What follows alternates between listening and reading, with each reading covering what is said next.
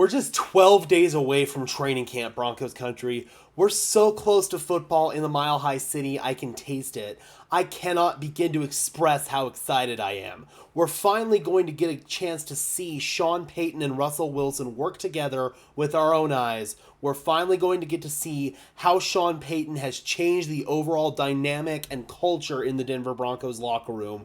We've seen bits and pieces of it already, or to be more accurate, it's what we haven't seen, because Sean Payton has really kept things behind closed doors, and that is a big adjustment from the past couple of years. However, we're finally going to be allowed in the building as the general public, and we're going to see with our own two eyes exactly what changes Sean Payton has implemented over the course of his tenure as Broncos head coach, and also what we're going to expect moving into the preseason as well as the regular season, as far as what we're going to see is in terms of physicality and practices, what we're going to see in terms of just the overall intensity and demeanor from the players, what type of energy are we going to see? Are we going to see lethargic practices? Are we going to see lethargic preseason games like we saw last year? My hope is that Sean Payton is going to bring in a renewed sense of urgency that I feel like this team has not had in a long time. Now, one guy who is very confident about what Sean Payton has been building here in Denver is John Elway.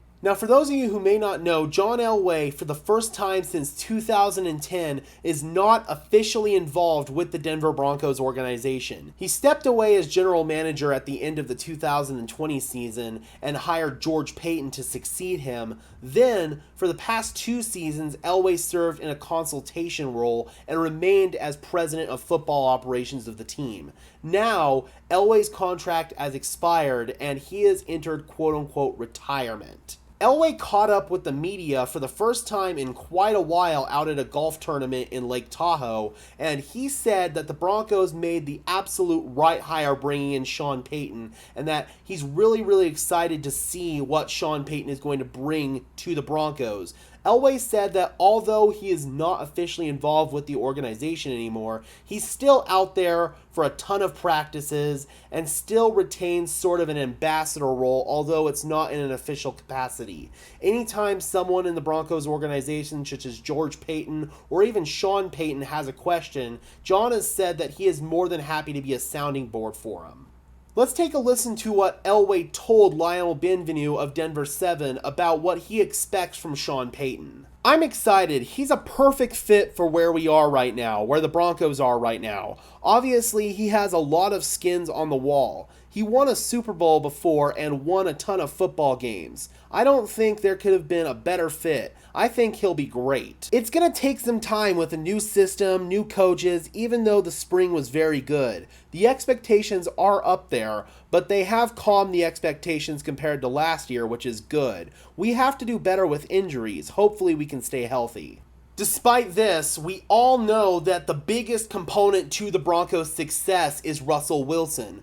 We were the most injured team in the league last year, and we did have our issues with receiving core and the offensive line in particular, but Russell Wilson also contributed to the Broncos' issues last year. You can't look at the tape and sit here and deny that. So, at the end of the day, Russell Wilson, as we've said in almost every single video we have made on this channel regarding this topic, Russell Wilson is the one who's going to have to pull the biggest share of the weight if the Broncos are going to be successful this year. He's been given a competent supporting cast, at least on paper, to do that. He's got the coaching, he's got the offensive line, he's got the receiving core. The defense was already good last year, and this year, the hope is that they'll continue to build on that success, although that may be a little bit challenging considering Vance Joseph is coming in and implementing his own defensive scheme, and there aren't that many players who were here when Vance Joseph was here previously, but still, the defense has a ton of talent, and the hope is that they'll be able to take that next step forward as a top-tier unit in the NFL. But at the end of the day, it's still on Russell Wilson to take that step forward in his own right if the team wants to get over that hump and make the playoffs for the first time since 2015. In regards to Russ and the quarterback position as a whole, here is what Elway had to say. Sean has a great feel for the quarterback position. He's so knowledgeable on the offensive side. I think he knows what Russell will do best. Like every good football team, we have to try to run the football and run it successfully. If we do that, it gives Russell a much better chance to be successful in the passing game. Russ is such a positive guy. I think he's excited about it. With what was going on last year, a lot of different things, Sean brings in so much experience. I think Russell is looking forward to that coach to put him in the best position to be successful. It was a tough year for him last year, but he's positive and tough. He will bounce back, and I think he's going to have a much better year this year than last year. Kind of reading between the lines there, you can definitely tell that Elway was alluding to the fact that Russell Wilson was not put in the best position to be successful last year. From incompetent coaching to Nathaniel Hackett, to the team being decimated by injuries, and just overall lack of execution from various members on the team, Russell Wilson did not have the pieces to be successful last year. This year, he's got those pieces like we've already talked about. And if he doesn't put that all together, even with a Hall of Fame head coach, then he will be gone. Sean Payton's future here in Denver is secure. He's going to be our head coach for the foreseeable future. He's going to oversee a rebuild if it's necessary, or he's going to oversee the transition for this team to finally be successful this season.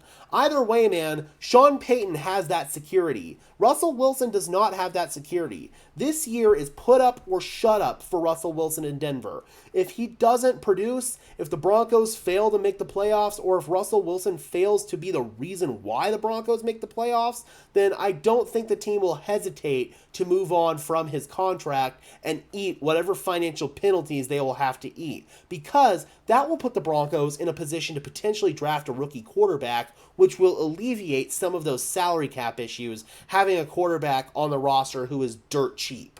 But no matter how you look at it, Broncos country, over the course of the next 12 months, the Denver Broncos have a lot of questions that need to be answered.